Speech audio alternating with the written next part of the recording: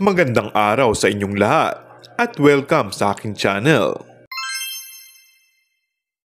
Naglabas muli ng isa pang resibo ang Kim-Pao fans na nagpapakita kung gaano ka-protective si Paolo Avellino sa ka-love team niyang si Kim Chiu. Ito ang video kung saan pinag-usapan at tinawag nilang hand placement ni Paolo kay Kim.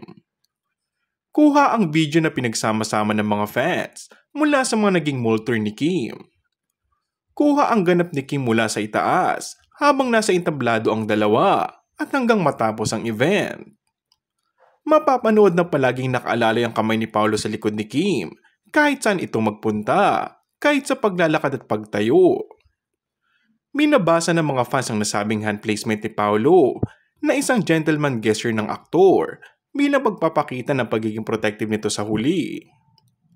Kung mapapansin, walang anumang threat na posibleng masaktan si Kim dahil napapaligiran ito ng mga assistant at bouncer. Pero hindi inaalis ni Paolo ang kamay sa likod ni Kim na parang to the rescue ito anytime na ma-outbalance ang aktres.